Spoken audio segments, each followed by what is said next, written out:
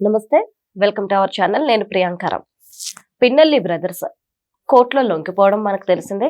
Court 14 రోజుల remand విధించడం కూడా అందరికీ తెలుసు. ఏ కేసులో? జంట హత్యల కేసులో. మరి జగన్మోహన్ రెడ్డి గారు ఒక పిలుపిచ్చారు. పిన్నెల్లి సోదరుల కోసం కొవ్వొత్తుల ర్యాలీలు చేపట్టండి, ఇంటింటికి తిరిగి పలు విధాలుగా వ్యతిరేకించండి అరెస్ట్ ని అని చెప్పేసి జగన్మోహన్ రెడ్డి గారు చెప్తున్నారు. ఎందుకు? వైఎస్ఆర్సీపీకి సంబంధించి ఎంతో మంది అరెస్ట్ అయినప్పుడు లేని ప్రేమ ఒక్క పిన్నెల్లి బ్రదర్స్ మీద ఎందుకు జగన్మోహన్ రెడ్డి గారు చూపిస్తున్నారు అనేది ఇప్పుడు ఒక పెద్ద క్వశ్చన్ మార్క్ ఉంది. దీని గురించి డిస్కస్ చేద్దాం. మనతో మాట్లాడడానికి ప్రముఖ పొలిటికల్ అనలిస్ట్ అంకమరావు గారు ఉన్నారు. ఆయన అడిగి తెలుసుకుందాం. నమస్కారం సార్. వైసీపీలో చాలా మంది అరెస్ట్ అయ్యారు. మిథున్ రెడ్డి దగ్గర నుండి అందరూ అరెస్ట్ అయినప్పుడు జగన్మోహన్ రెడ్డి గారు వెళ్ళి పరామర్శించారు. కొంతమందికి అది కూడా లేదు. కానీ ఇప్పుడు పిన్నెల్లి బ్రదర్స్ రిమాండ్ లో ఉంటే వాళ్ళ కోసం ర్యాలీలు చేపట్టండి, కొవ్వొత్తుల ర్యాలీ చేపట్టండి, ఈ విధంగా పిలుపునిస్తున్నారు జగన్మోహన్ రెడ్డి గారు. ఎందుకు సార్? వాళ్ళ మీద లేని ప్రేమ పిన్నెల్లి గారి మీద ఎందుకు అంత సడన్ గా వచ్చేసింది? అంటే వాళ్ళకి ఏమైనా లింక్స్ ఉన్నాయా? లేదంటే ఈయన ఎంక్వైరీలో ఏమైనా విషయాలు బయటపడితే జగన్మోహన్ రెడ్డి గారికి ఇబ్బంది అవుతుంది అని చెప్పేసి భయపడుతున్నారా ఏంటి అసలు? అంటే ముందుగా పిన్నెల్లికి సంబంధించి పిన్నెల్లి సోదరులు ఏ రోజు అచ్చెన్నాయుడు గారు లాగానో, రఘురామకృష్ణరాజు గారు లాగానో, లేదంటే జేసీ ప్రభాకర్ రెడ్డి గారు లాగానో, పట్టాభి లాగానో, చివరికి నారా చంద్రబాబు నాయుడు గారు లాగానో పిన్నెల్లి సోదరులను అదుపులో తీసుకోలేదు కదా. లేదు సార్. వాళ్ళు న్యాయస్థానానికి వెళ్ళారు, హైకోర్టుకి వెళ్ళారు, హైకోర్టు కాదంటే సుప్రీంకోర్టుకి వెళ్ళారు. సుప్రీంకోర్టు తాత్కాలికంగా వెసులుబాటు ఇచ్చింది. మళ్ళీ అదే సుప్రీంకోర్టు వీళ్ళు న్యాయస్థానం నుంచి ఈరోజు వెసులుబాటు లేకుండా పోయింది. ఎందుకు పోయింది? ఆధారాలు స్పష్టంగా ఉండి పోలీసులు సహకరిస్తున్న విధానం స్పష్టంగా న్యాయమూర్తికి అర్థమైన తర్వాత పదునుగా ఆయన మాట్లాడి, పరుషంగా మాట్లాడి ఏం జరుగుతుందో మాకు అర్థమవుతుంది అని చెప్పని విస్పష్టంగా ప్రకటించి వాళ్ళ బెయిల్ను రద్దు చేసి మీరు వెళ్ళి లొంగిపోమ్మంటే వాళ్ళు వచ్చి లొంగిపోయారు. గోడలు దూకెళ్ళి అదుపులో తీసుకోలేదు, అర్ధరాత్రి వెళ్ళి అదుపులో తీసుకోలేదు. ఇక్కడ మీరు గమనించాల్సింది ఏంటంటే వాళ్ళ అధికారంలో ఉండని రోజులు అది వాళ్ళ సామ్రాజ్యంగా వెళ్ళారు. అక్కడ నేను ఒక చిన్న విషయం చెప్తాను. నేను పలు సందర్భాల్లో మాచర్ల వెళ్ళడం కూడా జరిగింది. అంతకుముందు చాలాసార్లు వెళ్ళాను. 2019 నుంచి 2024 మధ్య ఒక 5 పర్యాయాలు వెళ్ళటం జరిగింది. ఆ వెళ్ళిన సందర్భం 5 కాదు, కొంచెం ఎక్కువగా వెళ్ళాను. వెళ్ళిన సందర్భంలో మేము అక్కడ బస చేసిన చాటుగా చూసుకుంటా ఉంటే టీవీల్లో ఈటీవీ రావట్లేదు, టీవీ5 రావట్లేదు, ఏబిఎన్ రావట్లేదు. అప్పట్లో బ్యాన్ చేశారు సార్. ఏందని అడిగాను. ఇక్కడ ఇంతే సార్ అన్నారు. ఈనాడు పేపర్ రావట్లేదు, ఆంధ్రజ్యోతి పేపర్ కూడా రావట్లేదు. అంటే ఆ విధంగా నియంత్రించినటువంటి వ్యక్తి పిన్నెల్లి సోదరులు. ఇక ఆ రోజు ఎన్నికల సందర్భంగా చూసుకుందాం. గతంలో జరిగిన తర్వాత చెప్తాను నేను. ఎన్నికల సందర్భంగా అంతకుముందు మాచర్ల మున్సిపాలిటీలో ఎన్నికలు జరుగుతున్న సందర్భంగా, అక్కడ అన్ని ప్రాంతాల్లో ఎన్నికలు జరుగుతున్న సందర్భంగా, మొత్తం ఏకగ్రీవాలైన సందర్భంగా బుద్ధా వెంకన్న ఆయన అప్పుడు ఎమ్మెల్సీ, అలాగే మాజీ శాసనసభ్యుడు బోండా ఉమా గారు లాయరు, ముగ్గురు కలిసి అటు వెళ్ళారు. వాళ్ళు ధర్నాలు చేయడానికి వెళ్ళలేదు, హడావుడి చేయడానికి వెళ్ళలేదు, పరిశీలించడానికి వెళ్ళారు. వెళ్ళిన వ్యక్తిని తురగా కిషోర్ అనే వ్యక్తి అంత లావు దొంగ తీసుకొని ఆ అద్దాల కొడితే లాయర్ తలకి దెబ్బ తగిలింది. డ్రైవర్ చాకచక్యం వల్ల వాళ్ళు ప్రాణాలతో బయటపడ్డారు. వాళ్ళకి ఆ తురగా కిషోర్ అనే వ్యక్తికి మున్సిపాలిటీ చైర్మన్ పదవి ఇచ్చారు. ఎవరిచ్చారు? పిన్నెల్లి జగన్మోహన్ రెడ్డి. జగన్మోహన్ రెడ్డి ముఖ్యమంత్రి, రాష్ట్ర అధ్యక్షుడు ఆ పార్టీకి. పిన్నెల్లి స్థానిక శాసనసభ్యుడు.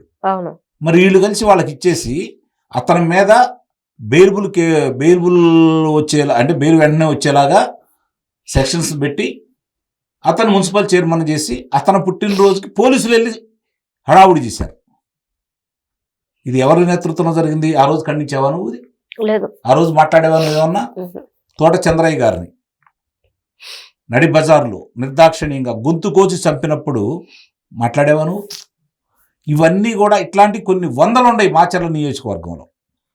మీకు అదే మాచర్ల నియోజకవర్గంలో ఎన్నికల తర్వాత అంటే లోకల్ బాడీలు ఎన్నికలు జరిగిన సందర్భంగా ఉమ్, అన్ని గ్రామాలు ఏకగ్రీవంగా చేయించుకున్నాడు దౌర్జన్యంతో. ఓకే. తెలుగుదేశం పార్టీ ఆధిపత్యంగా ఉన్నటువంటి గ్రామాల్లో సైతం దౌర్జన్యం చేసి మిమ్మల్ని ఆ కేసులు పెడతాం ఈ కేసులు పెడతాం అని చెప్పని భయపెట్టి ఉమ్, ఏకగ్రీవం చేయించుకున్నటువంటి వ్యక్తి ఉమ్, పిన్నెల్లి రామకృష్ణారెడ్డి. ఈరోజు 31,000 తేడాతోటి ఓడిపోయాడు. అక్కడ ఏమైపోయింది నీ చాతుర్యం, ఏమైపోయింది నీ బలం? ఇన్ని చేశావు. ఉమ్, ఎన్నికల నాడు ఏదైతే పాల్వాయి గేటు అక్కడ ఎన్నికల సందర్భంగా వెళ్ళి పాల్వాయి గేట్లో ఈవీఎంలను పగలగొట్టావు. ఉమ్, దాన్ని అడ్డుకున్నటువంటి నంబూరు శేషగిరిరావు అనే వ్యక్తిని ఉమ్, బయటకు వచ్చిన తర్వాత అతన్ని కొట్టారు, గాయపరిచారు. ఉమ్, తర్వాత అతను చనిపోవడం కూడా జరిగింది.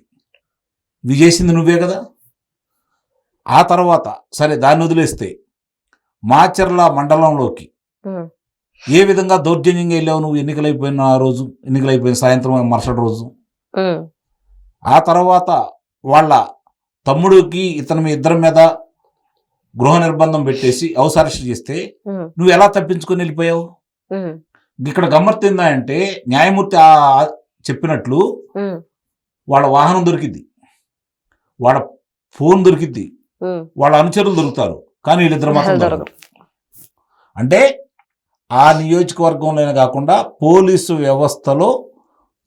వ్యవస్థని వాళ్ళు ఎలా చెప్పు చేతుల్లో పెట్టుకున్నారో దీన్ని బట్టి మీరు అర్థం చేసుకోవాలి. అవును. ఇక్కడ ఆ రోజు హోంమంత్రి వేరే వాళ్ళైనా కార్యక్రమాలన్నీ నిర్వహించింది పిన్నెల్లి రామకృష్ణారెడ్డి. అవును. ఇది మర్చిపోవద్దు. కాబట్టి ఈరోజు అతన్ని గనక విచారణ చేసి చాలా విషయాలు కూపి లాగితే ఉమ్, ఇలా జాతకాలన్నీ బయటపడతాయి. కాబట్టి ఈరోజు జగన్మోహన్ రెడ్డి భయపడుతున్నాడు అని చెప్పని నేను భావిస్తున్నాను. ఓకే. అందుకోసమే ఇంత హడావుడి చేస్తున్నాడు. మీ శ్రేణులు పిలిచే బదులు నువ్వే వచ్చి రావచ్చుగా. ఎలాంటి వ్యక్తికి మద్దతు కోసం నువ్వు ఈరోజు పోరాడుతున్నావు? ఇంతకుముందు చాలా మందిని అదుపులో తీసుకున్నారుగా, అవును.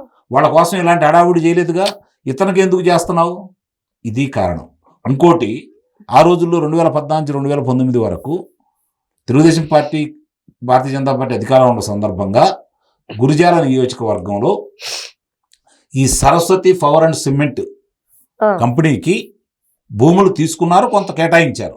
ఉమ్, ఆ భూముల్లో పనులేమీ జరగట్లేదని, నిర్మాణాలు చేపట్టలేదని, నిర్మాణాలు చేపట్టినప్పుడు వాళ్ళకే ఇద్దామని చెప్పని అక్కడ ఉన్నటువంటి సన్నకారు చిన్నకారు రైతులు, బలహీన వర్గాల వాళ్ళు మళ్ళీ వ్యవసాయం చేసుకుందామని వెళ్తే నీ నియోజకవర్గంలోకి వెళ్ళి ఈ పిన్నెల్లి వాళ్ళ తలకాయలు పగలగొట్టాడు రైతులు. ఉమ్, అంతటి దౌర్జన్యం చేసినటువంటి వ్యక్తి పిన్నెల్లి రామకృష్ణారెడ్డి.